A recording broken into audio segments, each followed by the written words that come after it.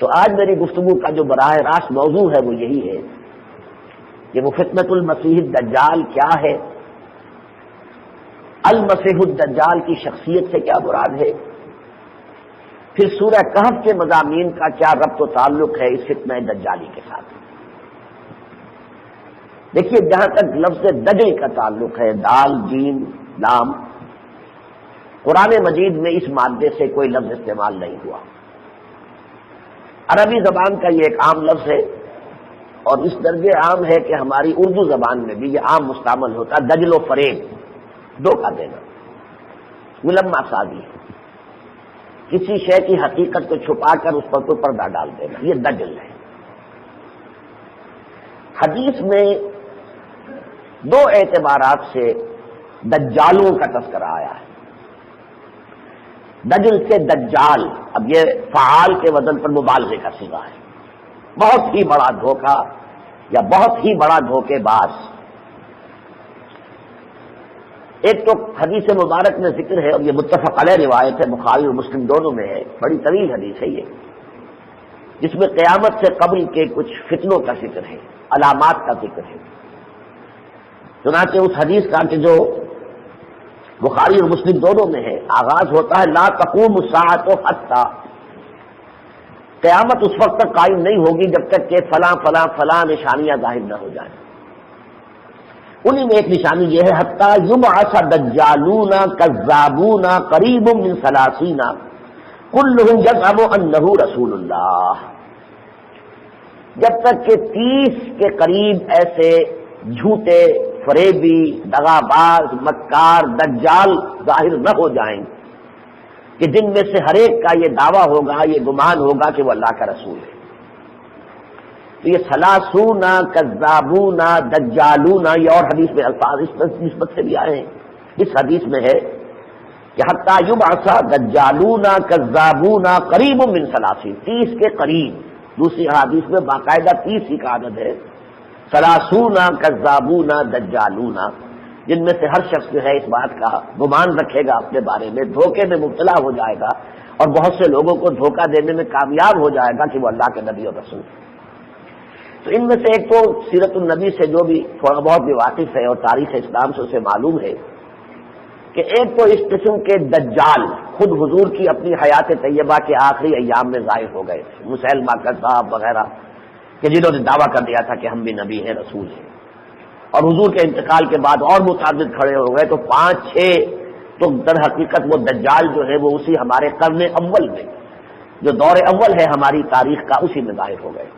باقی درمیان میں اور جو آئے ہوں گے ان سب کا میں احاطہ اس وقت نہیں کر سکتا، لیکن اس عہد حاضر میں 2 دجالوں سے ہم خوب واقف ہیں۔ ایک دجال کے جو ایران میں ظاہر ہوا، بہاءاللہ، جس کے حوالے سے آج بہائی دنیا میں موجود ہے، وہ بہاءاللہ کو اللہ کے نبی مانتے ہیں، اللہ کے رسول مانتے ہیں۔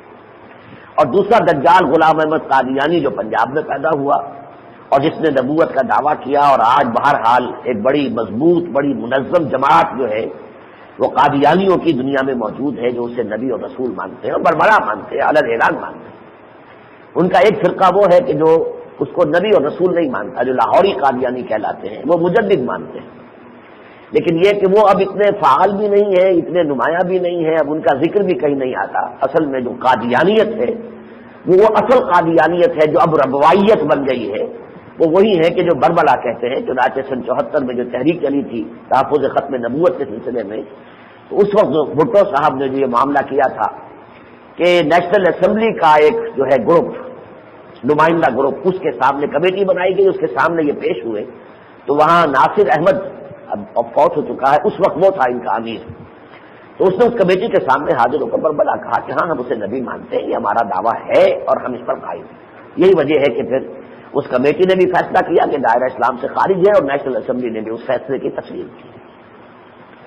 اس زمن میں ایک آخری شخصیت جو آنے والی ہے، ہو سکتا ہے کہ ابھی اور اسی قسم کے کچھ اور دجال بھی کھڑے ہو جائیں۔ کچھ نام سننے میں آتے ہیں، لوگ کہتے ہیں، میں زیادہ تیقن کے ساتھ نہیں کہہ سکتا، تو گوہر شاہی صاحب کے بارے میں بھی کچھ کہا جا رہا ہے، کچھ ایسے ان کے دعوے ہیں الٹے سیدھے، بہرحال ان کی طرف سے شاید اس کی نفی بھی ہوتی ہے۔ ایک ابو الحسنین یوسف صاحب اسی لاہور سے تعلق رکھنے والے ہیں، جن کو یوسف کذاب کے نام سے جو ہے عام طور پر اخبارات میں لکھا جاتا ہے، ان کے بارے میں بھی ہے کہ انہوں نے نبوت کا دعویٰ کیا، اللہ عالم۔ کیونکہ میں نے ان کی چیزیں پڑھی نہیں ہے، میں قریب سے ان کو جانتا نہیں ہوں، لہٰذا میں یقین کے ساتھ نہیں کہہ سکتا، لیکن ہو سکتا ہے ایسے ہی کچھ گمراہ لوگ اور بھی اٹھے۔ لیکن آخری جو مسیح دجال آئے گا وہ ہوگا کہ جو یہودیوں میں سے ہوگا اور دعویٰ کرے گا کہ میں مسیح ہوں، مسیح ابن مریم، یعنی اصل میں دعویٰ کرے گا کہ میں مسیح ہوں۔ مسیح ابن مریم تو مسیح تھے جو اللہ کی طرف سے یہودیوں کی ہدایت اور رہنمائی کے لیے بھیجے گئے تھے کہ اگر یہودی ان پر ایمان لے آتے تو اللہ تعالیٰ کی رحمت ان پر سایہ کرتی، لیکن یہودیوں نے ان کو تو کہا کہ یہ تو مرتد ہے اور کافر ہے، واجب القتل ہے، سولی پر چڑھائے جانے کا مستحق ہے۔ اس سے بھی آگے بڑھ کر گستاخیاں کی ان پر بھی، اور ان کی والدہ محترمہ حضرت مریم سلام علیہا پر بھی تہمت لگائی وغیرہ وغیرہ۔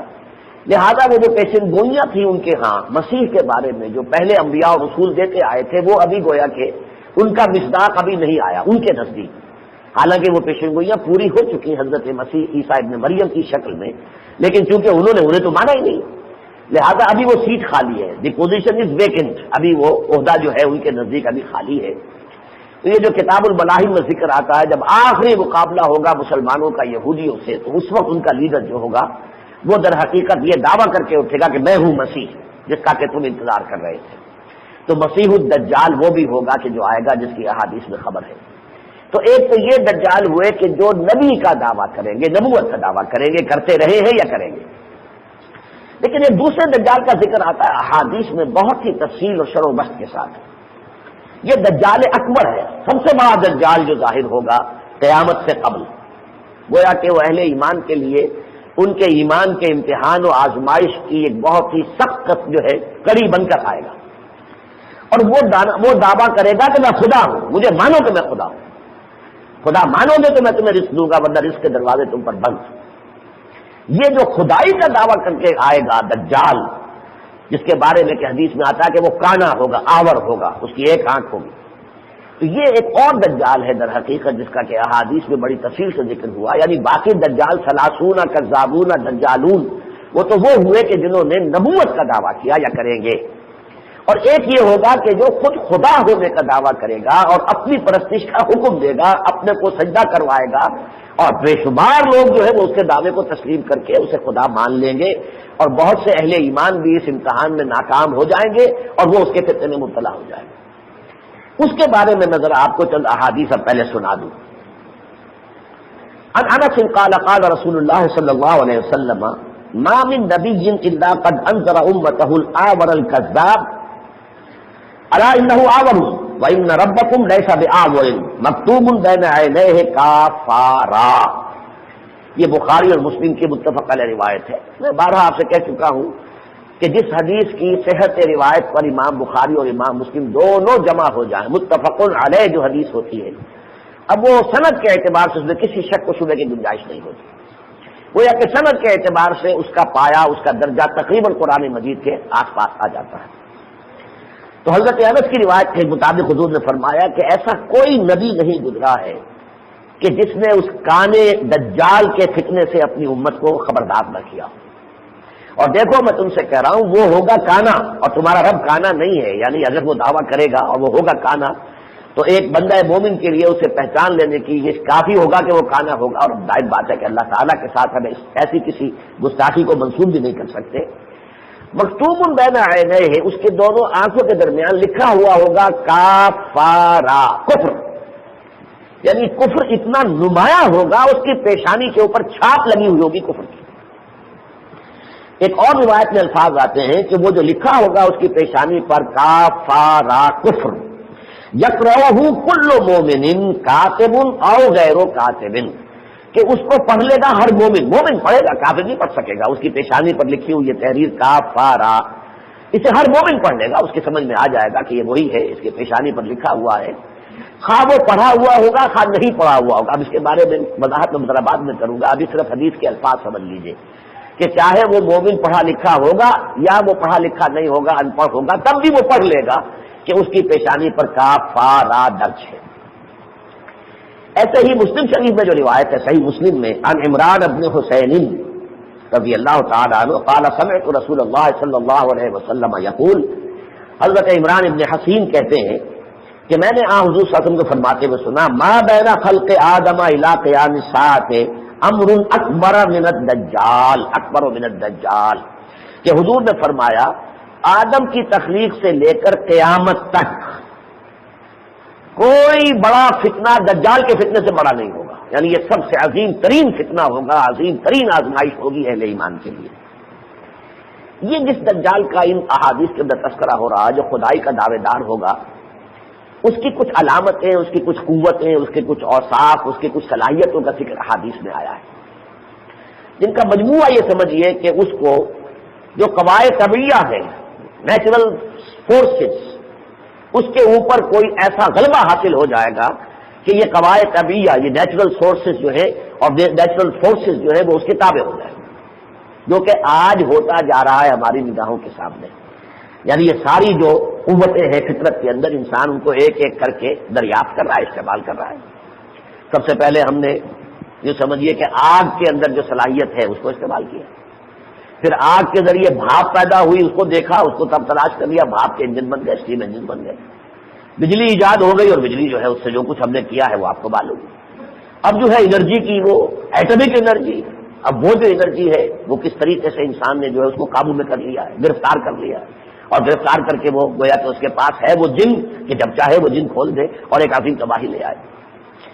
تو یہ جو قواعد طبیعہ کے اوپر اور قواعد فطرت کے اوپر جو غیر معمولی تسلط اور غلبہ اور اختیار حاصل ہو جائے گا، اس کے لیے چند حدیثیں آپ کو سنا رہا ہوں۔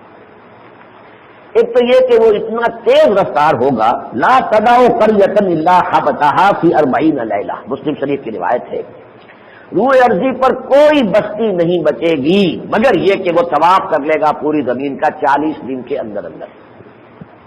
سریع رفتار کا یہ عالم ہوگا اس کا کہ پورے روئے ارضی کے اوپر وہ طواف کر جائے گا، گھوم جائے گا، اس کا فتنہ جو ہے 40 دن کے اندر اندر۔ اسی کے ساتھ ساتھ یہ بھی آتا ہے کہ اس کا جو گدھا ہوگا، گدھے سے مراد اس کی سواری، اس کے گدھے کے 2 کانوں کے مابین 40 ہاتھ کا فاصلہ ہوگا۔ اب آج کے آپ اندازہ کر لیجئے کہ جو جیٹس ہیں ان کے جو یہ پر جاتے ہیں، ان کے درمیان اگر آپ کہیں گننے بیٹھے تو 40 کیا ہوتا ہے، 80 ہاتھ کا معاملہ جو اب بن جائے گا، 80 ذراع، 80 ہاتھ کا فاصلہ ہوگا، یعنی 40 ذراع کا، 80 ذراع نہیں بلکہ یہ کہ 40 ذراع نہیں، 80 ہاتھ 40 ذراع۔ اس کی اس گدھے کی رفتار کے بارے میں ایک حدیث میں آتا ہے جو کنز العمال میں ہے، ما بین حافر حمارہ الی الحافر الآخر مسیرۃ یوم و لیلۃ، اس کے گدھے کی ایک ٹاپ سے اگلی ٹاپ کے درمیان فاصلہ اتنا ہوگا جتنا ایک دن رات کے سفر کے اندر انسان طے کرتا ہے۔ بلکہ ایک اور حدیث میں، اس کا حوالہ مجھے اس وقت نہیں مل سکا آج، وہ یہ ہے کہ اس کے گدھے کا ایک جو ہے قدم اگر مدینے میں ہوگا تو دوسرا یروشلم میں ہوگا۔ یعنی جس تیزی کے ساتھ آج آپ کو معلوم ہے جیٹ حرکت کر رہے ہیں، اب تو سپر سونک ہیں کہ جو آواز کی رفتار سے زیادہ تیز جو ہے جہاز آج دنیا کے اندر چل رہا ہے، تو گویا کہ اس کی بھی، اب ظاہر بات ہے کہ اسے ہوائی جہاز نہیں کہا ہے حضور نے، اس کا گدھا کہا ہے، جیسے اس وقت گدھے پر سواری کی جاتی تھی، گھوڑے پر، خچر پر، اونٹ پر، اب وہ سواری جو ہے وہ ہوائی جہاز ہے۔ ایک اور اس کے بارے میں بات کہی گئی ہے اور یہ بھی کنز العمال میں ہے، ینادی بصوت لہو یسمع ما بین الخافقین، وہ جب پکارے گا اس کی آواز ایسی ہوگی کہ مشرق و مغرب کے مابین رہنے والے سب لوگ سنیں گے۔ اب آپ بتائیے کہ اگر واشنگٹن سے کوئی خطاب فرمائے کلنٹن صاحب تو پوری دنیا میں وہ سنا جاتا ہے کہ نہیں ہے؟ اسی وقت بیک وقت ماں بین الخافقین، یہ جو مشرق و مغرب ہے، ان دونوں کے مابین جتنے لوگ آباد ہوں گے وہ سب سنیں گے۔ پھر اس کو جو غلبہ ہو جائے گا زمین پر، پانی پر، سخرت لہو انہار الارض وآثارہا، اس کے لیے زمین کے دریا اور زمین کی نہریں مسخر کر دی جائیں گی کہ اس کے حکم سے چلیں گی، اس کے حکم سے رک جائیں گی، جہاں چاہے گا روک دے۔ دوسری حدیث میں آتا ہے کنز العمال کے اندر ہے، یامر السماء فتمطر والارض فتنبت، وہ آسمان کو حکم دے گا تو وہ بارش برسائے گا، اور زمین کو حکم دے گا تو اس میں سے پیداوار نکلے گی۔ آج جو ہے آرٹیفیشل رین، یہ تو ایک فینومینن ہے، جنرل فینومینن ہے، اور جیسا کہ آپ کو معلوم ہے کہ اب جس طریقے سے کنٹرول ہو چکے ہیں یہ تمام چیزیں اور انسان نے ان پر جو قابو پا لیا، اب ہمارے آنکھوں کے سامنے کی بات ہے۔ جب حضور نے یہ باتیں بتائی ہوگی صحابہ کرام کو تو کیا ان کا تصور ہوگا، کیا ہوگا. لیکن اب ہم یہ چیزیں دیکھ دیکھ کر ایسے عادی ہو گئے ہیں کہ ہمیں ان کے اندر کسی تعجب کا پہلو اب نظر نہیں آتا، اس لیے کہ ہم مسلسل دیکھ رہے ہیں. اگر اچانک یہ کوئی بات ہوئی ہوتی تو واقعہ یہ ہے کہ سب لوگ بڑے سخت اچنبے میں آ گئے ہوتے. کنز المعانی کی ایک اور روایت میں الفاظ آتے ہیں وہ یمر بالخربۃ فیقول لها اخرجی کنوزک فتتبعه کنوزها.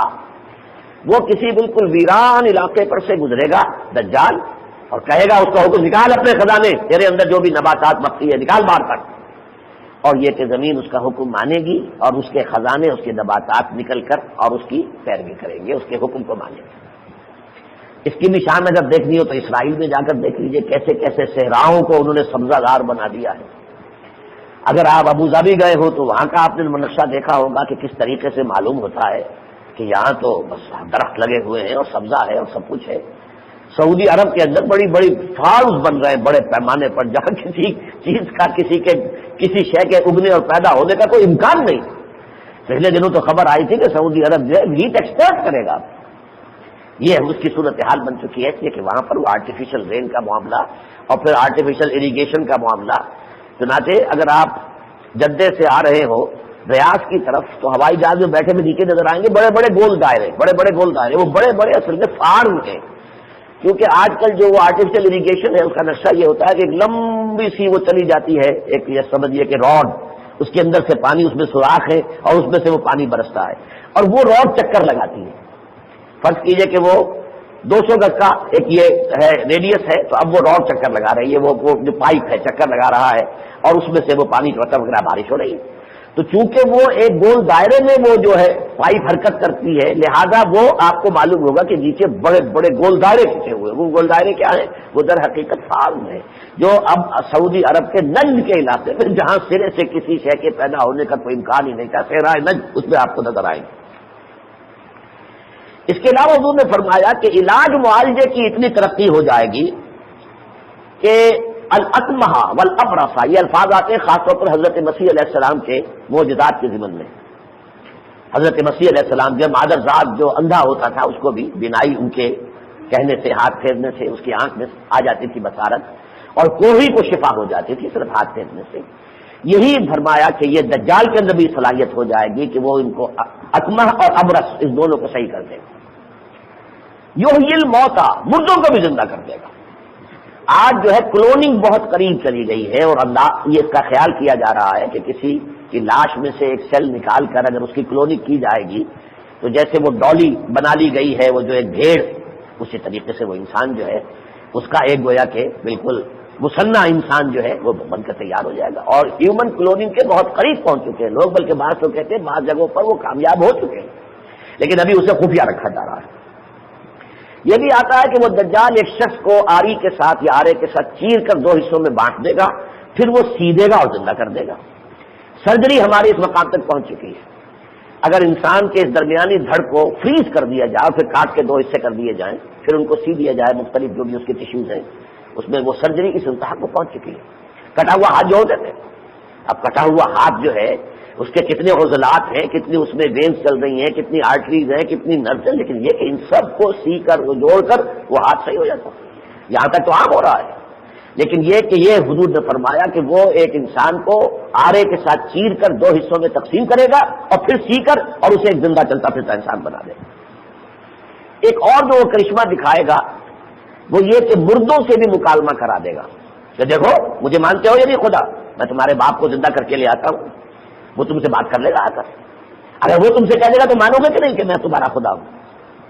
وَيُبْعَثُ مَعَهُ الشَّيَاطِينُ، حضور نے فرمایا اس کے ساتھ شیاطین کا لشکر ہوگا، عَلَىٰ صُورَةٍ مَّن قَدْ مَاتَ، جو ان لوگوں کی شکلوں میں ہوں گے جو مر چکے ہیں، مِنَ الْآبَاءِ وَالْأُمَّهَاتِ وَالْإِخْوَانِ وَالْمَعَارِفِ، ان کے آباء و اجداد میں سے، ان کی ماؤں میں سے اور ان کے بھائیوں میں سے اور ان کے اور جو متعارف لوگ ہوں گے جنہیں وہ پہچانتے ہوں گے، تو وہ شیاطین جن جو ہے ان کی شکل اختیار کریں گے. فیاتی احدہم الی ابیہ واخیہ، تو پھر ان میں سے کوئی آئے گا باپ کے پاس یا بھائی کے پاس، فیقول الست فلانا، کہے گا جب پہچان نہیں رہے مجھے کہ میں وہ ہوں، تمہارا باپ ہوں، تمہارا بھائی ہوں، تمہارا دوست ہوں فلاں جو تم یاد تم الست تعرفنی، کیا تم مجھے پہچانتا نہیں ہے. یہ چند احادیث، اگر یہ احادیث بہت ہیں لیکن یہ کہ ان کو احاطہ کرنا آسان نہیں ہے، لیکن میں نے چند عنوانات کے تحت کہ یہ کس قدر قواعد طبیعیہ پر، قواعد فطرت پر، نیچر کی فورسز جو ہے اس کے اوپر اس کا تسلط اتنا ہو جائے گا، اس کا قابو اتنا ہوگا، اس کا اختیار اتنا ہوگا کہ یہ چیزیں اس سے ظاہر ہوگی، اور پھر اس کی بنا پر وہ دائی مدعی ہوگا کہ میں خدا ہوں، مجھے مانو۔ اس کا نتیجہ کیا نکلے گا؟ کفر اور الحاد سے گھٹا ٹوپ اندھیرا دنیا پر چھا جائے گا، سب اسے مان لیں گے ہاں تم خدا ہو۔ جس کو اس کے ہاتھ میں ہوگا، خزانے اس کے ہاتھ میں ہوں گے، جو اسے مانے گا اسے کھانے کو دے گا، جو اس کو نہیں مانے گا اس کے لیے پھانسے کے سوا کوئی شے نہیں رہے گی۔ تو حضور فرماتے ہیں، یہ ابو داؤد وغیرہ کی روایت ہے، فواللہ ان الرجل فیاتیہ وهو يحسب انه مؤمن فیتبعہ مما یبعث فیہ الشبہات۔ تو خدا کی قسم کہ کوئی شخص ہوگا کہ جو اس کے پاس آئے گا وہ یہ سمجھے گا میں مومن ہوں، اللہ پر آخرت پر میرا ایمان ہے، لیکن یہ ہے کہ اس کے دل میں ایسے ایسے شبہات پیدا ہو جائیں گے کہ پھر وہ اس دجال کا پیروکار بن جائے گا، اسے اپنا خدا مان لے گا۔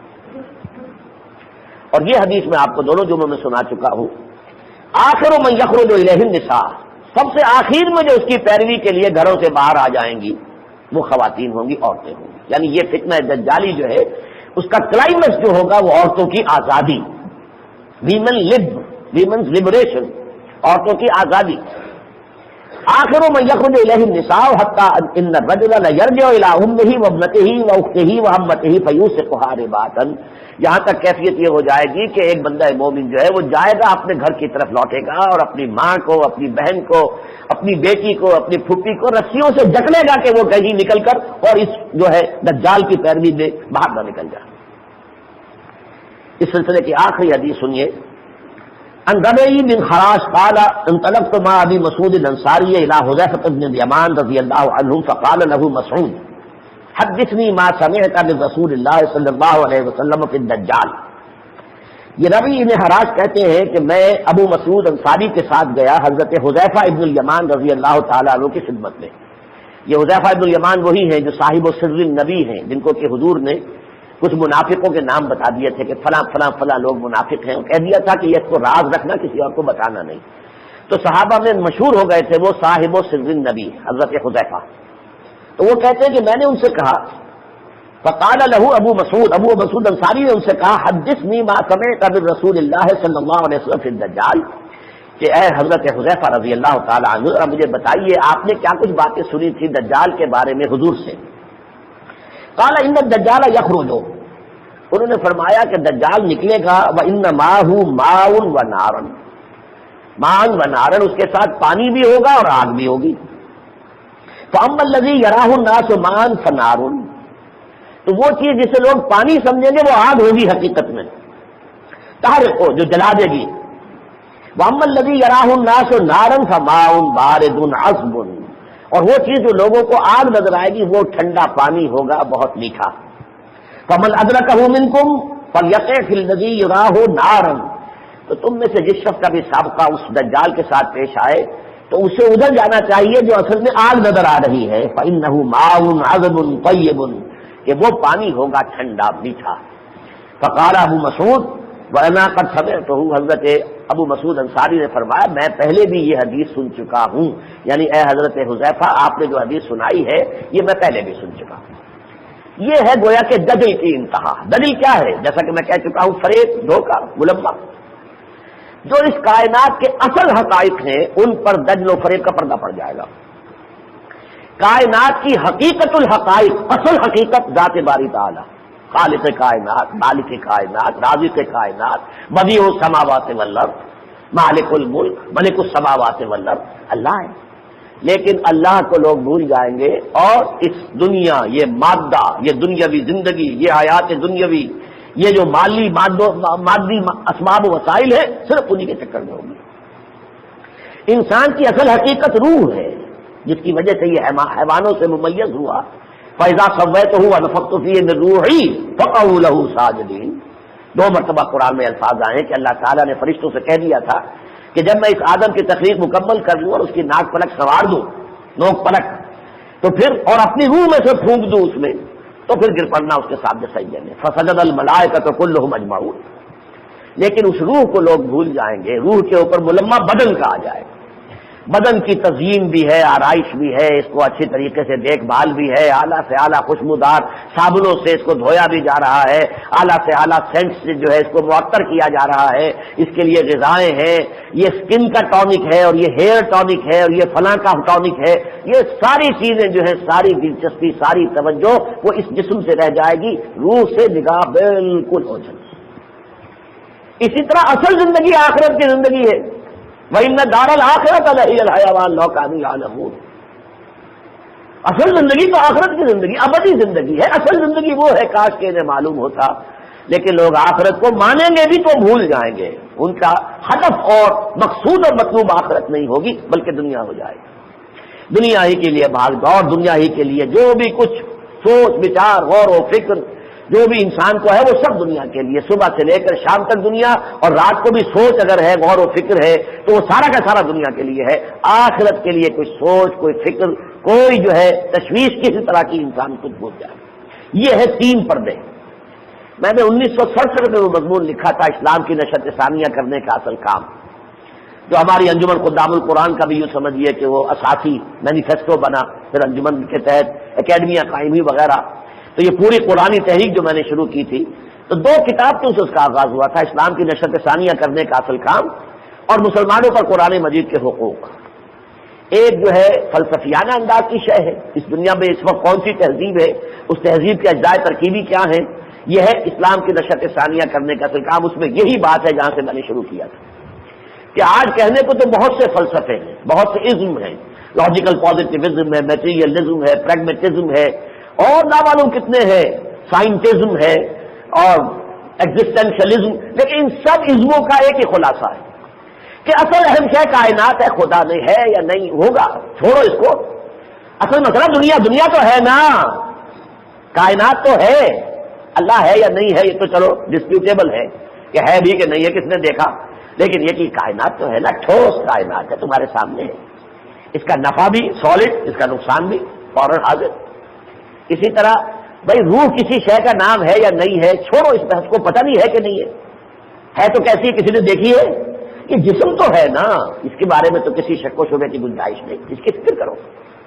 اور سارے جو ہے یہ دنیا آخرت کی کوئی زندگی ہے یا نہیں. کسی نے مرنے کے بعد آ کر ہمیں تو نہیں بتایا کہ واقعی کوئی بات بعد الموت بھی ہے، اور واقعی کوئی قبر میں منکر نکیر بھی آتے ہیں. انہوں نے ہم سے سوال کیا تھا، کسی نے نہیں بتایا. چلو کوئی مانتا ہے تو مانے بابا، لیکن اصل شے تو یہ ہے کہ یہ دنیا تو ہے نا. اس دنیا کی بہتری، بہبود، ویلفیئر سٹیٹ قائم کرو، یہاں کی آسائشیں حاصل کرو، یہاں اگر ہمت ہو تو عیاشی کرو، بابر بیش کوش کے عالم دوبارہ نہیں. یہ دنیا تو حقیقت ہے، آخرت ہے یا نہیں یہ مختلف ہی معاملہ ہے. یہ جسم تو ایک واقعہ ہے، روح ہے یا نہیں اس میں اختلاف ہو سکتا ہے. کائنات تو موجود ہے نا، اللہ ہے یا نہیں چلو کوئی مانتا ہے مانے، لیکن یہ کہ اس کے لیے کوئی ثبوت تو کسی کے پاس نہیں ہے کہ اللہ ہے. یہ لب لباب ہے اس تہذیب کا، چاہے فلسفے بے شمار ہو، مختلف ٹائٹلز، مختلف عنوانات کے تحت وہ فلسفے آئے ہوں، لیکن حاصل یہی ہے. اب دیکھیے یہ جو میں نے آپ کے سامنے تفاصیل بیان کی ہیں، اس کو یوں سمجھیے کہ ایک شخص دجال، المسیح الدجال، دجال الاکبر، اس کی خبر دی ہے محمد رسول اللہ نے کہ وہ آئے گا اور وہ خدائی کا دعویٰ کرے گا. اگرچہ ابھی ہمارے سامنے نہ وہ شخص آیا ہے نہ کسی معین شخص کے بارے میں یہ کہہ سکتے ہیں. ایک وقت میں جب 1967 میں یہودیوں نے یروشلم فتح کیا ہے تو چونکہ فاتح کی حیثیت سے یروشلم میں داخل ہوا تھا موشے دایان، اور وہ کانا تھا، وہ ایک آنکھ والا تھا، تو لوگوں نے کہا یہی کانا دجال ہے، اس لیے کہ اس نے یہودیوں کو وہاں تک پہنچا دیا. جو نکالے گئے تھے 1800 ساڑھے 1800 برس تک تو وہ یہاں آ بھی نہیں سکتے تھے، لیکن یہ کہ اب وہ یہاں پر فاتح کی حیثیت سے داخل ہو رہے ہیں تو وہ کانا دجال شاید موشد آیان ہے. تو اس طرح کی باتیں تو لوگوں کے اندر ہو جاتی ہے، لیکن یہ کہ بہرحال وہ جو کیفیات اور اس کی جو خصوصیات، اس کے خصائص، اس کی جو قوتیں جس کا ذکر احادیث میں آیا ہے، ابھی کوئی انسان مشخص طور پر دجال کی حیثیت سے سامنے نہیں آیا. لیکن چونکہ خبر دی ہے محمد رسول اللہ صلی اللہ علیہ وسلم نے، وہ صادق المصدوق، اور آپ سچے ہیں اور آپ کی سچائی پر اللہ گواہ ہے، لہذا ہوگا، اس میں کسی شک و شبے کی گنجائش نہیں. جو عظیم 10 آیات ہیں جن کا کہ بعض احادیث میں حضور نے گنوا دیا ہے، جو قرب قیامت کے بالکل جو قریب کا زمانہ ہوگا اس میں وہ 10 علامتیں ظاہر ہوں گی. انہیں میں سے ایک یہ بھی ہے کہ سورج مغرب سے نکلے گا، زمین سے ایک جانور برآمد ہوگا، وہ انسانوں سے بات کرے گا. یہ ساری چیزیں خسف ہیں، 3 خسف ہوں گے، مشرق میں، مغرب میں اور ایک کہیں جزیرہ نما عرب میں. تو یہ تمام علامتیں جو ہیں یہ ابھی آنی ہیں. لیکن ان علامتوں میں دجال کا معاملہ بھی ہے، ان علامتوں میں خروج یاجوج و ماجوج کا معاملہ بھی ہے. وہ دجال اکبر جو ہے، جیسا کہ میں نے عرض کیا کہ ایک شخص انسان کی صورت میں، کوئی شیطان ہوگا، ممکن ہے ابلیس ہی انسان کا لبادہ اوڑھ کر وہ آخری جنگ لڑنے کے لیے میدان میں آ جائے. جیسے کہ علامہ اقبال نے کہا ہے کہ دنیا کو ہے پھر مار کا روح و بدن پیش، تہذیب نے پھر اپنے درندوں کو ابھارا، ابلیس کو یورپ کی مشینوں کا سہارا اور اللہ کو پابند ہے مومن پہ بھروسہ. تو ہو سکتا ہے کہ آخر کار وہ خود آ جائے انسانی لباس میں اور خدائی کا دعویٰ کرے اور بہت سے لوگوں کو جو ہے وہ واقعتاً اپنی پرستش پر آبادہ کر لے. تو جہاں تک ان احادیث کا تعلق ہے ہم اس کی صنعت کے اعتبار سے دیکھتے ہوئے تسلیم کریں گے کہ ہاں ہو سکتا ہے، ہوگا، حضور نے خبر دی تو ہوگا. لیکن جو بات آج سمجھنے کی ہے وہ یہ ہے، جیسے آپ انگریزی میں کہتے ہیں coming events cast their shadows before, آنے والے واقعات کے سائے تو پہلے پڑنے شروع ہو جاتے ہیں. تو وہ شخص دجال جب آئے گا لیکن فتنہ دجال آ چکا ہے. یہ ساری کیفیات، سائنس کی یہ ترقی اور اس کے اندر انسان کو ٹیکنالوجی کے ذریعے سے جو دسترس حاصل ہو گئی ہے، کلوننگ کر رہا ہے. آپ کو معلوم ہے اب جینیٹک انجینئرنگ کے ذریعے سے نئے انسان، نئے حیوان، نئے قسم کے انسان پیدا ہو جائیں گے جیسا وہ چاہیں گے. جیسے انہوں نے بیج نئے ایجاد کر لیے ہیں، گندم کا بیج جو ہے نیا ایجاد کیا ہے جس سے ییلڈ بہت ملتی ہے. مکئی کا جو بیج ہے وہ نیا ایجاد کیا، اس کے جینز کے اندر ہی کچھ چینج کیا ہے نا. جینیٹیکلی ماڈیفائڈ فوڈز کہلاتے ہیں GM فوڈ، جن کے بارے میں آج کل اخبارات میں آپ پڑھتے ہوں گے بڑا جھگڑا ہے کہ امریکہ کے اس قسم کے فوڈز جو ہے وہ یورپ درآمد کرنے پر تیار نہیں ہے، کہ ہمیں نہیں معلوم، ہمیں اندازہ نہیں ہے کہ اس کے اندر کیا خرابی ہو. ابھی تو خرابی نظر نہیں آ رہی، لیکن ایسی چیزوں کی خرابیاں کہ نیچر کی جو چیز ہے اس میں آپ نے دخل اندازی کر کے تبدیلی کی ہے، اب اس کے کوئی اثرات ہو سکتا ہے بعد میں ظاہر ہو. لیکن یہ کہ امریکہ نے تو کیا، اور اسی بنا پر ٹرپس جو ہے اس کے معاہدے کے تحت اب وہ یہ چاہ رہے ہیں کہ ہم نے چونکہ یہ تمام جو بیج جو ہے ایجاد کیے ہیں تو ان کی رائلٹی ہمیں ملنی چاہیے. پوری دنیا جو ہے وہ ہمارے بیج استعمال کرے گی اور کہیں کسی کو بیج اپنے پاس رکھنے کی اجازت نہیں ہوگی. یہ بھی ورلڈ ٹریڈ آرگنائزیشن کا ایک ذیلی معاہدہ ٹرپس ہے، جس کا میں ذکر کر چکا ہوں 2 مرتبہ یہاں آپ کے سامنے. تو جہاں تک وہ دجالی فتنہ ہے، coming events cast their shadows before, الدجال الاکبر المسیح الدجال جو خدائی کا دعویٰ کرے گا وہ جب آئے گا. لیکن یہ کہ دجالی فتنے نے تو پوری طرح نو انسانی کو اپنی گرفت میں لے لیا ہے. چنانچہ دیکھیے سائنس اور ٹیکنالوجی کا عروج یہ ہے، فاصلے ختم ہو گئے. کتنی سریع رفتار کے ساتھ انسان سفر کر سکتا ہے. آپ صبح کراچی سے جائیں، عمرہ کریں، شام تک واپس آ جائیں، آپ کا لباس میلا بھی نہیں ہوگا. یہ تو ہمارا معاملہ ہے، باقی ان کے سپر سونک جیٹ جو ہیں ان کی رفتار اور کتنی زیادہ ہے، پوری دنیا کے گرد جو ہے چند گھنٹوں میں چکر لگا سکتے ہیں. تو رفتار کس قدر پہنچ چکی ہے اور فاصلے بالکل معدوم ہو گئے. یہ میں پہلے ذکر کر چکا ہوں کہ کوئی شخص ایک جگہ پر تقریر کرے، پوری دنیا میں اس کو دیکھا بھی جا سکتا، سنا بھی جا سکتا. حدیث میں تو صرف سننے کا تذکرہ ہے، یا تو دیکھ بھی سکتے ہیں، اس سے بھی آگے بات بڑھ گئی ہے. صرف سنتے ہی سنتے نہیں، دیکھ بھی سکتے ہیں کہ یہ کلندر صاحب تقریر فرما رہے ہیں، آپ پوری دنیا کے اندر سن لیجیے اور دیکھ لیجیے. فاصلے ختم ہو گئے. انفارمیشن ٹیکنالوجی جس انتہا کو پہنچی ہے اس کا تو میں اور آپ تو تصور تک نہیں کر سکتے. اس وقت دنیا میں سب سے بڑی ٹیکنالوجی انفارمیشن ٹیکنالوجی ہے. اب اس میں اب یہ انٹرنیٹ وغیرہ ہے، ای میل ہے، یہ تو بڑی چھوٹی چیزیں ہیں. اب تو انسان نہ معلوم کہاں سے کہاں جا رہا ہے. یہ ساری چیزیں جو ہے جن کا ذکر دجال کے خصائص اور اوصاف میں کیا گیا ہے، وہ شخص معین تو ابھی سامنے نہیں ہے، لیکن وہ نظام تو آ چکا ہے، وہ تہذیب تو آ چکی ہے. صحرا سبزہ میں آپ کو پہلے ہی بتا چکا، دیکھ لیجیے جا کر. آپ UAE میں جا کر دیکھ لیجیے، ابوظہبی دبئی میں جا کر دیکھ لیجیے، سعودی عرب کے اندر ہے نجد کے صحرا میں جا کے دیکھ لیجیے. جدے کو دیکھیے کیا باغ و بہار جدہ بنا ہوا ہے، جہاں پر بھی کئی کوئی شے نظر نہیں آتی تھی، جا کے دیکھ لیجیے. صحرا جو ہے اسرائیل کا جس طریقے سے اس نے اس کو بنایا ہے کلٹیویبل، اور جو اس کے ہاں پیداوار ہو رہی ہے اس کو جا کے دیکھ لیجیے. عمل جراحی میں آپ کو بتا چکا ہوں، اس حد کو پہنچ چکا ہے. ہاتھ بالکل کٹ گیا، جدا ہو گیا ہے. وہ یہ نہیں کہ کوئی اس کا حصہ کٹا ہے باقی جڑا ہو، نہیں، بالکل جوڑ دیں گے اور وہ ٹھیک ہو جائے گا، ٹھیک کام کرے گا. حالانکہ میں 12 چونکہ ڈسیکشن بھی کی ہوئی ہے میں نے اپنے طالب علم کے زمانے، کتنے اس میں مسلس کا معاملہ ہے، کتنی آرٹریز ہیں، کتنے وینز ہیں، کتنی نروز ہیں، ان سب کو جوڑ دینا. اور واقعہ یہ ہے کہ اس کے بعد وہ ہاتھ جو ہے وہ کام کر رہا ہوتا ہے. اسی طریقے سے جینیٹک انجینئرنگ جس کا میں تذکرہ کر چکا ہوں، یہ تو وہ ساری چیزیں ہیں کہ جس کا نتیجہ کیا نکلا ہے، دنیا کی چمک دمک بہت بڑھ گئی. اب دنیا میں دل فریبی، دل ربائی بہت ہو گئی. یہ چمک دمک دنیا میں کبھی نہیں تھی جو آج ہے. آپ امریکہ جائیے، ایک دفعہ پہلی مرتبہ جو جاتا آنکھیں پھٹ جاتی ہیں، میں کہاں آ گیا ہوں، مبہوت ہو کے رہ جاتا انسان.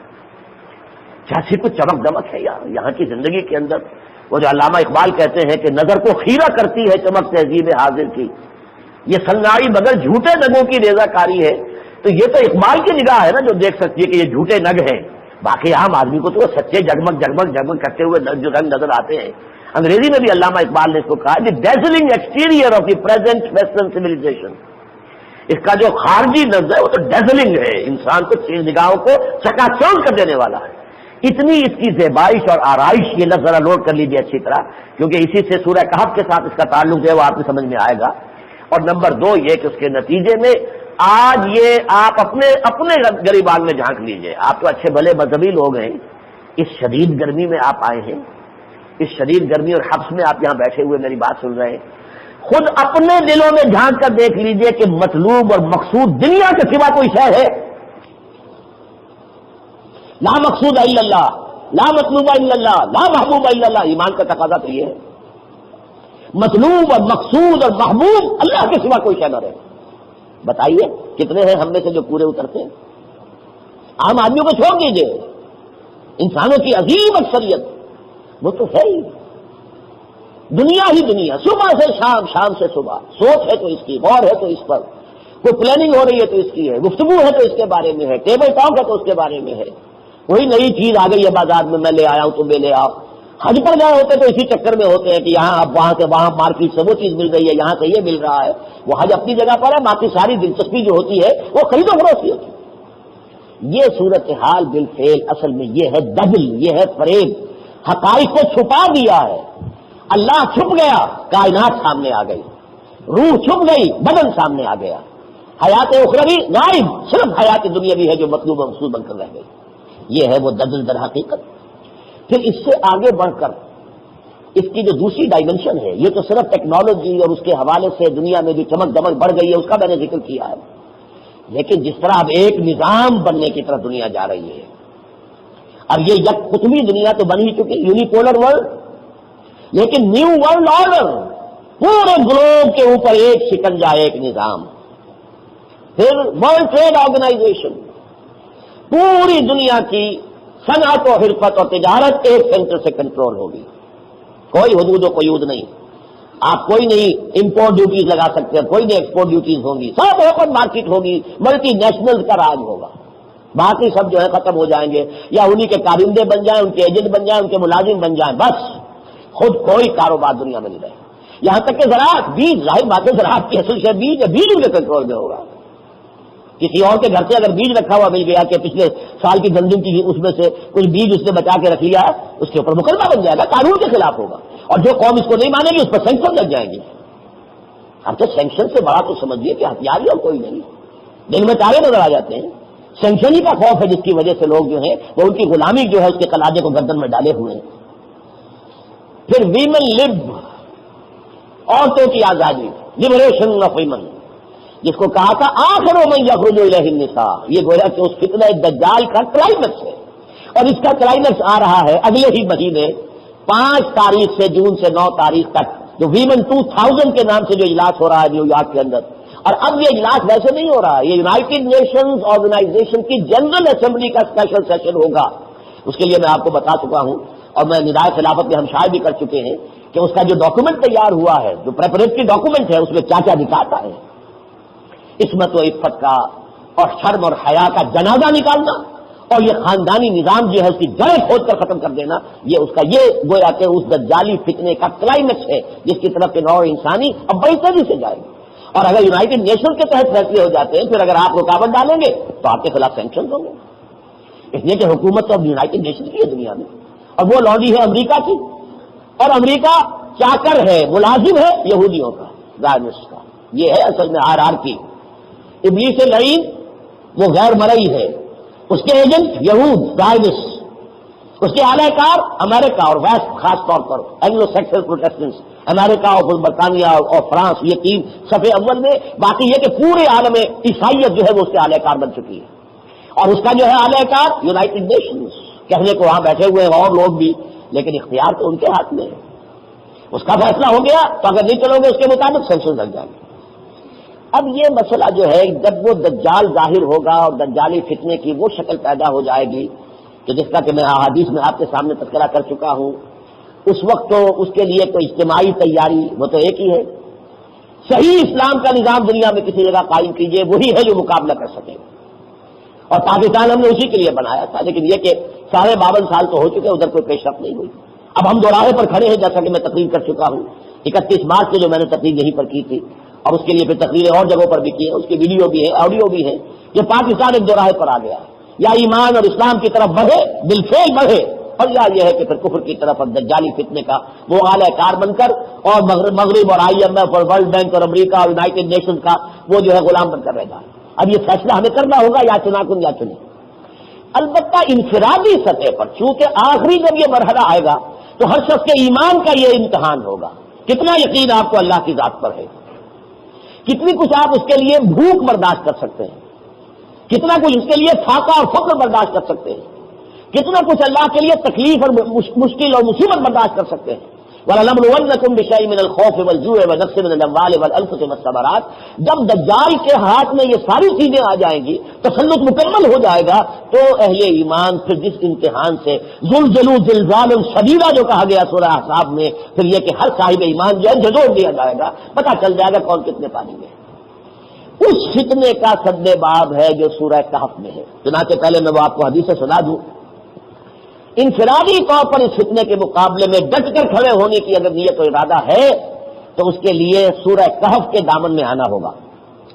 حضرت ابو سعید خدری، حضرت ابو الدرداء، حضرت عبداللہ ابن عمر، حضرت عبداللہ ابن عباس رضی اللہ تعالی عنہم اجمعین سے مسلم شریف میں، ابو داود میں، ترمذی میں، نسائی میں اور مسند احمد میں، بیہقی میں یہ روایات ہیں متعدد کہ حضور نے فرمایا، یا تو پوری سورہ کہف کے بارے میں فرمایا جو شخص سورہ کہف پڑھتا رہے گا وہ دجال کے فتنے کے اثرات سے محفوظ رہے گا، یا بعض میں آیا ہے جو سورہ کہف کی ابتدائی آیتیں پڑھتا رہے گا وہ دجال کے فتنے سے محفوظ رہے گا، بعض میں آیا ہے جو سورہ کہف کی آخری آیات پڑھتا رہے گا اور انہیں یاد رکھے گا، حفظ کر لے گا آخری اور ابتدائی، وہ دجال کے فتنے سے محفوظ رہے گا۔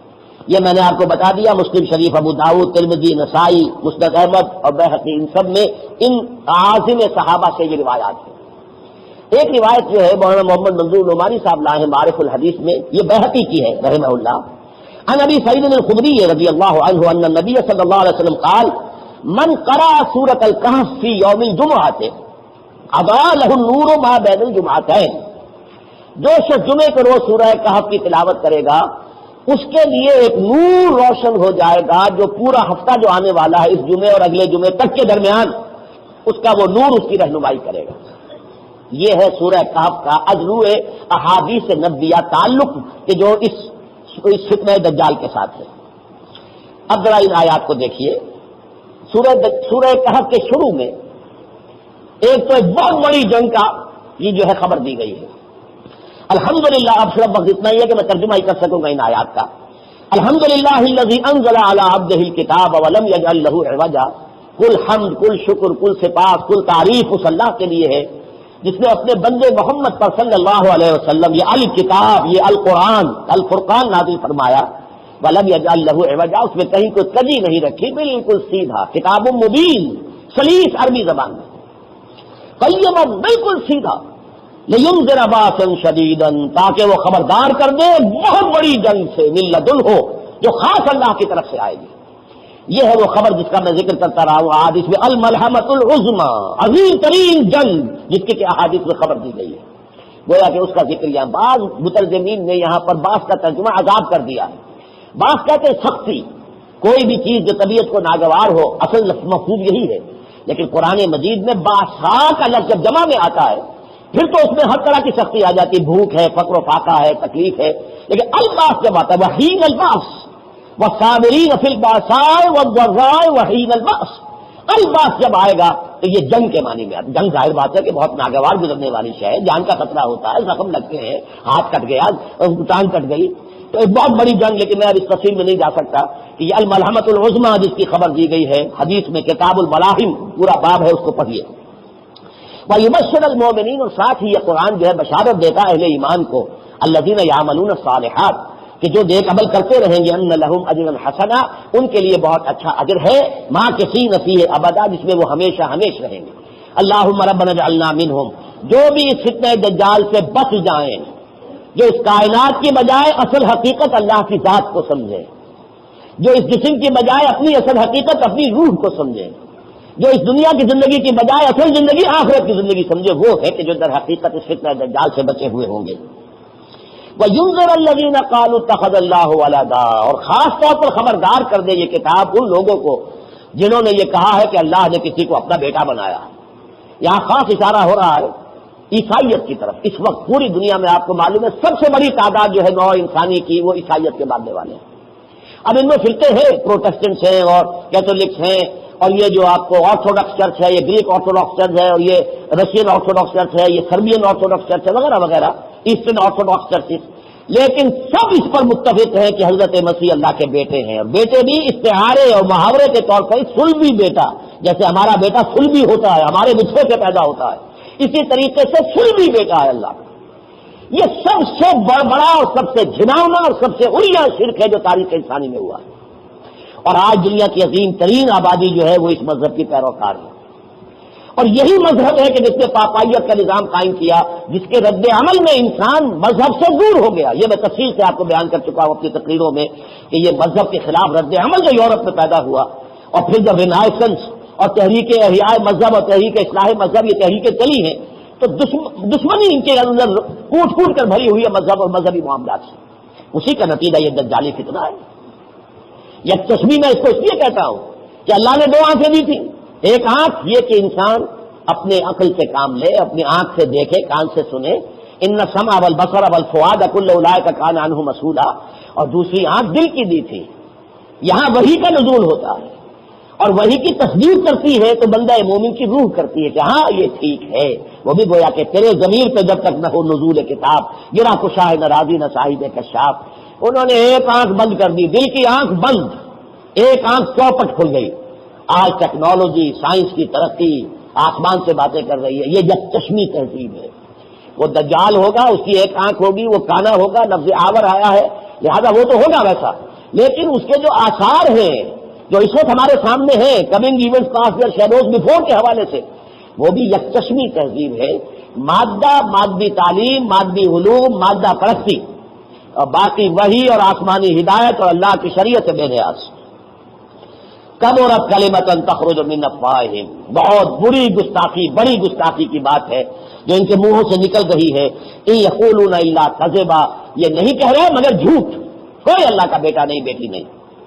فلعلک باخع نفسک علی آثارہم، تو اے نبی شاید کہ آپ اپنے آپ کو ہلاک کر لیں صدمے میں، ان کے جو آثار آنے والے ہیں، جو نتائج نکلنے والے ہیں، یہ عیسائیت کا جو رد عمل ظاہر ہونے والا ہے، جس طرح انسان مذہب سے برگشتہ ہو جائے گا، جس طرح روحانیت کا چراغ گل ہو جائے گا اس رد عمل کی وجہ سے، تو اگر آپ کے علم میں آ جائے کہ کیا کچھ دنیا میں ہونے والا ہے تو شاید کہ آپ صدمے سے ہلاک کر لیں اپنے آپ کو۔ فلعلک باخع نفسک علی آثارہم ان لم یؤمنوا بہذا الحدیث اسفا، اگر وہ ایمان نہ لائے اس کتاب پر تو اس کے صدمے اور رنج کی وجہ سے، جس انجام سے نوع انسانی جو ہے دو چار ہوگی، اس کے صدمے سے شاید اپنے آپ کو ہلاک کر لیں۔ اب آ گیا وہ اصل فتنہ کیا ہے، انا جعلنا ما علی الارض زینۃ لہا، یہ زمین پر جو کچھ ہے ہم نے اسے اس کی زیبائش اور آرائش بنا دیا ہے۔ یہ زیبائش اور آرائش ہے جس کی وجہ سے اس کی دل ربائی بہت بڑھ گئی ہے، اس کو بہت پرکشش ہو گئی ہے، یہ دل فریب ہے، یہ اپنے اندر گم کر لیتی ہے۔ جیسے اقبال نے کہا کہ کافر کی یہ پہچان کہ آفاق میں گم ہے، مومن کی یہ پہچان کہ گم اس میں ہے آفاق، ان آفاق میں رہتے ہوئے طالب آخرت کا ہو، اللہ کا ہو، لا مقصود الا اللہ، لا مطلوب الا اللہ، لا محبوب الا اللہ، رہے یہاں، دل یہاں نہ لگے، دل لگے اللہ کے ساتھ، یہ ہے ایمان۔ اور اگر اسی کے طالب، اسی کے محب اور اسی کے قصد کرنے والے بن گئے تو پھر تباہی ہے۔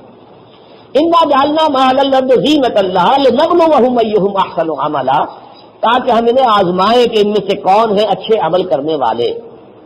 رخ روشن کے آگے شمع رکھ کر وہ یہ کہتے ہیں ادھر جاتا ہے دیکھیں یا ادھر پروانہ آتا ہے، ذات باری تعالیٰ ہے اور ادھر وہ دنیا ہے، اس کی چمک دمک ہے، نظر کو خیرہ کر رہی ہے، ڈیزلنگ ایکسٹیریئر. اب انسان ادھر جاتا ہے یا ادھر جاتا ہے، سارا امتحان اسی میں ہے. ذات باری تعالیٰ کی طرف یہ پروانہ آتا ہے، شمع حقیقت کی طرف یا اس مادی چمک دمک کی طرف. وَإِنَّا لَجَاعِلُونَ مَا عَلَيْهَا صَعِيدًا جُرُزًا، اور بالآخر تو ہم جو کچھ اس زمین پر ہے اس سب کو تباہ و برباد کر کے چٹیل میدان بنا دیں گے. نہ یہ ورلڈ ٹریڈ سینٹر رہے گا 102 منزلہ، نہ وہ 25, 30, 35 منزلہ عمارتیں جو ابو ظبی میں اور دبئی میں بن رہی ہیں، کوئی نہیں رہے گا. سب چٹیل میدان. جب کوئی ہمالا نہیں رہے گا تو یہ کہاں رہیں گے؟ وہاں تو سارا کا سارا جو کان سب صفا ایک کھلا میدان، چٹیل میدان ہوگا، کوئی شے ہوگی نہیں. یہ ساری چمک دمک عارضی ہے، یہ تھوڑی سی دیر کی ہے، نظر کو خیرہ کر رہی ہے. اس لیے کہ اسی میں امتحان ہے تمہارا، تم اس کے پرستار بنتے ہو یا ہماری پرستش کرتے ہو. دیکھیے یہاں سے یہ صورت شروع ہوتی ہے اور اس کے آخر میں جو اس کا نتیجہ عملاً نکلتا ہے اس کو بیان کیا گیا. قُلْ هَلْ نُنَبِّئُكُم بِالْأَخْسَرِينَ أَعْمَالًا، اے نبی ذرا ان سے یہ کہیے کہ کیا ہم بتائیں تمہیں اپنے عمل، جد و جہد، بھاگ دوڑ میں اس کے نتیجے کے اعتبار سے سب سے زیادہ خسارے اور گھاٹے میں کون ہے؟ بھاگ دوڑ تو سب کر رہے ہیں، صبح سے شام تک کی محنت تو ہر ایک کر رہا ہے، اپنے آپ کو لگاتا ہے، کھپاتا ہے، محنت ہے، مشقت ہے. اس کے نتیجے میں کون کامیاب ہے کون ناکام ہے؟ بتائیں تمہیں سب سے زیادہ ناکام کون ہے؟ بالاخسرین، اکثر، اکبر سب سے بڑا، اکثر سب سے زیادہ خسارے میں. قل هل ننبئكم بالاخسرین اعمالا الذین ضل سعیهم فی الحیاۃ الدنیا، وہ لوگ ہیں سب سے زیادہ گھاٹے میں جن کی ساری بھاگ دوڑ، محنت، مشقت صرف دنیا کی زندگی ہی میں گم ہو کر رہ گئی، آخرت کا خیال ہی نہیں، اللہ سے کوئی لوئی لگائی ہی نہیں، عاقبت کے طالب بنے ہی نہیں، عقبہ کے نہیں دنیا کے طرفدار رہے، جن کی بھاگ دوڑ گم ہو کر رہ گئی حیات دنیاوی میں. وَهُمْ يَحْسَبُونَ أَنَّهُمْ يُحْسِنُونَ صُنْعًا، اور وہ سمجھتے یہ ہیں کہ ہم تو بہت کامیاب جا رہے ہیں، بہت اچھا کام کیا ہم نے. چند سال پہلے ہماری ایک فیکٹری تھی، اب 10 ہے. ایک مل تھا شریف فیملی کا، ایک فیکٹری تھی، اب پتہ نہیں 30 ہو گئی. کامیاب ہے، بہت کامیاب ہے. وہ کہا تھا نواز شریف صاحب نے، ہم نے سود دیے ہیں تو ہم نے ترقی کی ہے. گویا کہ یہ بھی فخر کی بات ہے سود دینا، جس کے کہ حضور ملعون کہہ رہے ہیں، لعنت کی ہے سود کھانے والے پر بھی، سود دینے والے پر بھی، اور وہ فخر سے بیان کرتے ہیں. بہرحال اس دنیا میں تو سمجھ رہے کامیاب ہے، میں نے اتنا بڑا پلازا بنا لیا، اتنی بڑی جو ہے مارکیٹ بنا لی، میں نے اتنی جائیداد بنا لی. لیکن یہ نہیں جانتے جب آنکھ کھلے گی، جب آنکھ کھلی ہوئی تھی تو موسم تھا خزاں کا، معلوم ہو گیا وہ تو سب رہ گیا وہی کا وہی. خالی ہاتھ یہاں سے جائیں گے قبر میں، اور پھر آخرت میں کچھ ہوگا نہیں، کوئی اعمال صالحہ ہوں گے نہیں کہ جن کے بنا پر کوئی شے وہاں مل سکے. الذین ضل سعیہم فی الحیاۃ الدنیا وہم یحسبون انہم یحسنون صنعا اولئک الذین کفروا بآیات ربہم، یہ وہ لوگ ہیں جنہوں نے اپنی رب کی آیات کو جھٹلایا. کہتے ہیں قرآن پر ایمان ہے لیکن ساری بھاگ دوڑ دنیا کے لیے ہو رہی ہے، تو حقیقت میں قرآن کو جھٹلا رہے ہیں. قرآن تو کہتا ہے اصل زندگی آخرت کی زندگی ہے اور انہیں اس کا خیال ہی نہیں، تو جھٹلا رہے ہیں کہ نہیں اپنے عمل سے. اولئک الذین کفروا بآیات ربہم ولقائہ، اس سے ملاقات کا انکار کیا ہے انہوں نے.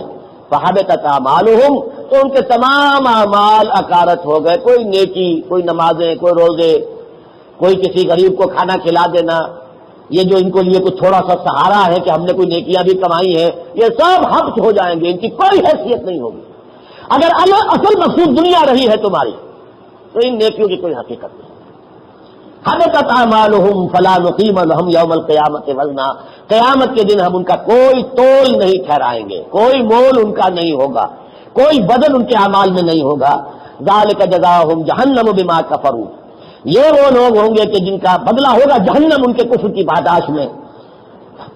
واتخذوا آیاتی ورسلی ہزوا، اور اس جرم کی پاداش میں کہ انہوں نے میرے آیات کو اور میرے رسولوں نے جو آ کے پیغام دیا تھا اسے ہنسی مذاق اور ٹھٹھا سمجھا. سن لیا بس، سنا انسنا کر دیا. یہ ہے اس سورہ مبارکہ کا اختتام اور افتتاح. آغاز کی میں نے آپ کو 8 آیتوں کا ترجمہ سنایا اور آخری رکوع کی 4 آیتوں کا. ویسے ہی سورہ مبارکہ میں درمیان میں بھی یہ مضمون آیا ہے بار بار. حضور سے خطاب کر کے فرمایا گیا وَاصْبِرْ نَفْسَكَ مَعَ الَّذِينَ يَدْعُونَ رَبَّهُمْ بِالْغَدَاةِ وَالْعَشِيِّ یریدون وجہہ ولا تعد عیناک عنہم ترید زینت الحیات الدنیا. اے نبی آپ کی نگاہیں ان فقراء، ان سے ہٹ کر ان امراء کی طرف نہ جائیں. حضور چونکہ زیادہ التفات فرماتے تھے، یہ سردار ہیں، یہ دولت مند لوگ ہیں، یہ ایمان لے آئیں گے تو اہل ایمان کو تقویت حاصل ہوگی. آپ نے فرمایا ایسا نہ کیجیے. مبادہ دنیا کو یہ دھوکہ ہو جائے کہ اس کی نگاہ میں بھی اصل قدر و قیمت دنیا اور اس کی چمک دمک ہی کی ہے. ترید زینت الحیات الدنیا. پھر آگے فرمایا المال والبنون زینت الحیات الدنیا. دیکھیے یہ 3 دفعہ اس صورت میں یہ ترکیب آئی ہے، زینت الحیات الدنیا. یہ دنیا میں مال اور اولاد جو ہم نے تمہیں عطا کی ہے، یہ دنیا کی زندگی کی زیبائش اور آرائش ہے بس. والباقیات الصالحات خیر عند ربک ثوابا وخیر عملا. اصل چیزیں جنہیں بقا ہے، جن سے تم کو امید وابستہ کر سکتے ہو، وہ تو تمہارے نیک اعمال ہیں جو باقی رہنے والے ہیں. اولاد بھی یہی رہ جائے گی، مال بھی یہی رہ جائے گا. اس سورہ مبارکہ کا مرکزی مضمون یہ ہے. یہ مضمون اگر کسی کے دل میں کھب جائے، یہ حقیقت اگر اس پر منکشف ہو جائے، اس دنیا کے دجل اور فریب اور اس کی جو ہے نظر کو خیرہ کرنے والی چمک دمک اور ڈیزلنگ ایکسٹیریئر سائنس نے اور ترقی نے اور ٹیکنالوجی نے جس میں کہ 1000 گنا کا اضافہ کر دیا ہے، اس میں انسان مبہوت ہو کر نہ رہ جائے، انہیں میں گم ہو کر نہ رہ جائے، اللہ، آخرت اور روح ان حقائق کی طرف متوجہ ہو، تو ظاہر بات ہے کہ پھر جب وہ دجال اکبر بھی آئے گا تب بھی ایسے اہل ایمان جو ہیں وہ اس امتحان میں کامیاب ہو جائیں گے. دجال کے اثرات اس پر نہیں ہو سکیں گے. اس کے لیے سورہ کہف کے لیے میں نے آپ کو یہ احادیث سنا دی. اب چند منٹ میں آپ کو دے رہا ہوں، آج تھوڑا سبق زیادہ ہو گیا. پہلی بات تو یہ کہ ملکی حالات میں آپ نے نوٹ کر لیا ہوگا کچھ ہلچل شروع ہو گئی ہے. اب وہ جو آل از کوائٹ والی بات تھی، سب خاموش، وہ تو اب معاملہ ختم ہو گیا. اور میں آج سوچ رہا تھا کہ آغاز بالکل ٹھیک اسی طریقے سے ہوا ہے جیسا کہ ایوب خان کے خلاف ہوا تھا. ایوب خان کے خلاف وہ ہوا تھا 10 سال بعد، یہاں ابھی 1 سال بھی پورا نہیں ہوا ہے. لیکن وہاں کی پہلی بات جو شروع ہوئی تھی وہ مذہبی عناصر کی طرف سے شروع ہوئی تھی.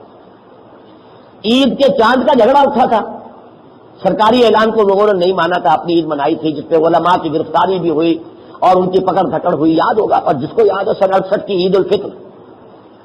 اور دوسرا یہ کہ ڈاکٹر فضل الرحمان کی کتاب چھپی تھی اسلام، جس میں وحی کے بارے میں بہت گمراہ کن نظریات تھے، اس سے ایجوکیشن شروع ہوا تھا.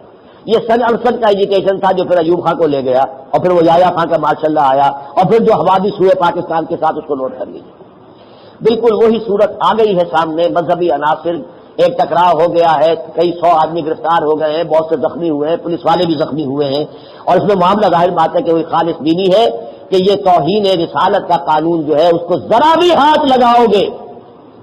اور اعلان کیا علماء نے کہ جب تک اب یہ خود پرویز مشرف ٹیلی ویژن پر آ کر نہیں کہے گا کہ ہمارا کوئی ارادہ نہیں ہے، ہم صرف گورنر صاحب کی اور معین الدین صاحب کی اور ان سب کی باتیں ہم نہیں مانیں گے، بلکہ خود آئے اور ٹیلی ویژن پر کہے اور یہ کہ اس طرح قانون کو ہاتھ نہیں لگائیں گے تب مانیں گے.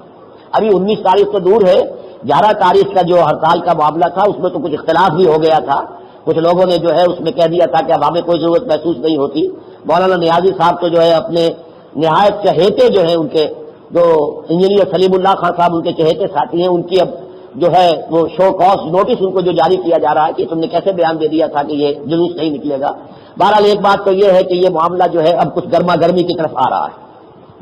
سیدھی سی بات یہ ہے کہ علماء کرام سے میرا کہنا یہ ہوگا کہ اب اس مسئلے کو اگر اٹھے لے کر تو صرف اس توہین رسالت کے قانون تک بات نہ رکھیں، دینی جماعتیں آگے بڑھیں، آئلی قوانین میں جو چیزیں خلاف اسلام خلاف شریعت انہیں نکلوا کر دم لیں. اگرچہ بالفعل بھی تقریباً معطل ہو گیا ہے لیکن بالفعل جو ہے دی جوڑے تو وہ قانون جو کا تو موجود ہے. اور اس کے بارے میں تمام علماء نے، شیعہ، سنی، اہل حدیث، دیوبندی، بریلوی، سب نے کہا تھا کہ فلاں فلاں شیعہ خلاف اسلام ان کو بھی نکلوائیں. پھر ارتداد کی حد نافذ کروائیں. جو مرتد ہوگا وہ قتل کیا جائے گا، وہ قادیانی ہو یا عیسائی ہو، جو مسلمان اپنا مذہب بدلے گا. اس پر اجماع ہے امت کا، مرتد کی سزا اسلام نے قتل ہے. جب تک یہ نہیں ہوگا، تیزی کے ساتھ آپ کے ہاں عیسائیت پھیل رہی ہے. وہ حشر آپ کا بھی ہو سکتا ہے جو نائجیریا میں ہزاروں مسلمان قتل کر دیے گئے صرف اس ایک بات پر کہ وہ شریعت نافذ کرنے کا ارادہ کیا تھا. اور انڈونیشیا کے اندر ہزاروں قتل کر دیے گئے. اور انڈونیشیا کا اتنا بڑا جزیرہ، باقی تو بہت چھوٹے چھوٹے جزیرے ہیں، 2-3 ہی ذرا بڑے سائزیبل ہیں. وہ تیمور جو جزیرہ تھا اس کا تو آدھا حصہ جو ہے وہاں پر عیسائی ریاست قائم ہو گئی ہے. تو کہیں یہی حشر پاکستان کا نہ ہو. Chipping Indonesia from the edges, Indonesia के इधर से टुकड़ा उधर से टुकड़ा ये उड़ाने का अमल शुरू हो गया है। खुदा ने खासा अगर हमने यहाँ पर मुर्तद की सजा कत्ल नाफिज न की तो कादियानियत को भी फरोग हो रहा है, अभी हो रहा, अंदर ही अंदर फैल रही। इसी तरह कुफ्र की तबलीग पर यहां पाबंदी लगनी चाहिए। मैं पिछली मर्तबा भी शायद आपसे कह चुका हूं, सऊदी अरब में कोई मिशन काम नहीं कर सकता। हाँ, ये ईसाई यहां जितने हैं वो अपने बच्चों के लिए तालीम गाहें खोलें, उन्हें बाइबल पढ़ाएं जिस तरह चाहें, कोई मुसलमान उनके इदारों के अंदर दाखिल ना हो, और उनके कोई वेस्टर्न बाहर की आई हुई मिशनरीज को इजाजत नहीं होनी चाहिए कि मुसलमानों में ईसाइयत की तबलीग करें। पूरे के पूरे दस्तूर की तनकीद को और इस्लाम के कानून और शरीयत की तनकीद को लेकर उठें। ये तो मेरे मशवरे हैं उलमाए किराम और दीनी जमातों को। बाकी हुकूमत के वक्त को मेरा मशवरा ये है कि वो अच्छी तरह समझ ले, ये मुल्क जो है, ये जो मगरिब हमें डिक्टेशन दे रहा है उस रास्ते पर चलेगा नहीं। आप चलना चाहेंगे तो इंटरनल स्ट्राइक शुरू हो जाएगी, तसादुम शुरू हो जाएगा, खाना जंगी भी हो सकती है। पाकिस्तान में मजहब इतना कमजोर नहीं है, अवाम के जज्बाती सतह पर इसकी गहरी जड़ें हैं। ठीक है, इलेक्शन में नहीं आते ये लोग, नहीं आ सकते, वहां मामला ही कुछ और है, वहां पैसा चलता है, वहां बिरादरी का धंधा चलता है। सबसे बड़ा यह कि जमींदारी और जागीरदारी, और जो जो बलोचिस्तान के सरदार हैं, सरदारी सिस्टम, क्या बातें वही आएंगे, खवानीन आएंगे, वडेरे आएंगे, जागीरदार आएंगे। लेकिन अवाम के अंदर जो असल रसूख है, असर है, तो जाहिर बात है कि उनके जज्बात से न खेले। और जो मैं तफसील से बयान कर चुका हूं, उसके मैं अब वीडियो कैसेट जो है वो भिजवा रहा हूं। हमारी ये टॉप की मिलिट्री क़यादत इस वक्त उन सबको भिजवा रहा हूं जो मैंने तकरीर की थी 2 अप्रैल को, यहाँ 31 मार्च को की थी, लेकिन वही मैंने तकरीर तफसील से की थी फिर 2 अप्रैल को तंजीम इस्लामी के सालाना इज्तिमा के इफ्तिताही इजलास में। आपको भी मैं मशवरा दूंगा, उसका वीडियो कैसेट लीजिए, जगह जगह उसको इस्तेमाल कीजिए, जमा होकर बैठे। जब ये 2 रास्ते हैं, एक रास्ता इस्लाम की तरफ जा रहा है और एक दज्जालियत की तरफ जा रहा है। अब हमें बाकायदा ऐलान बगावत करना होगा तागूत और दज्जाल के खिलाफ। अब दज्जाल के ये इंस्ट्रूमेंट्स हैं, IMF, कहा है परवेज मुशर्रफ साहब ने कि IMF की गिरफ्त से निकलने की हमने तजवीज सोच ली है। क्या तजवीज सोची अभी भी बताएं। हमारे नजदीक इसके सिवा कोई तजवीज नहीं कि साफ ऐलान कर दिया जाए हमारे दीन में सूद हराम है, हम सूद नहीं दे सकते। ठीक, तुमने हमें अब 16 नहीं दिए थे कि तुम्हारी सेनेट ने मंजूर एक कानून पास कर दिया था, पर्सनल जो तरमीम थी, तो हमारा तो दीन है अबदी। हमारी सुप्रीम कोर्ट फैसला कर चुकी है कि सूद हराम है, हम नहीं दे सकते। ये ऐलान बगावत करना पड़ेगा, आज नहीं तो कल। जितनी जल्दी हमारी क़यादत फैसला कर ले और सीधे सीधे अगर दीन के रास्ते पर चलेंगे, अवाम के अंदर से ताईद उभरेगी। इन्हीं अवाम के अंदर से इतनी तवानाई, जैसे एटम के अंदर से कुव्वत निकलती है, ऐसे इन्हीं मुसलमानों के अंदर से वो एनर्जी निकलेगी। ये भूखे भी रहेंगे, प्यासे भी रहेंगे, तकलीफें झेलेंगे, लेकिन ये कि दज्जाल के इस पूरे निजाम के खिलाफ बगावत के लिए खड़े हो जाएंगे। अक़ूलु क़ौली हाज़ा वस्तग़फ़िरुल्लाह।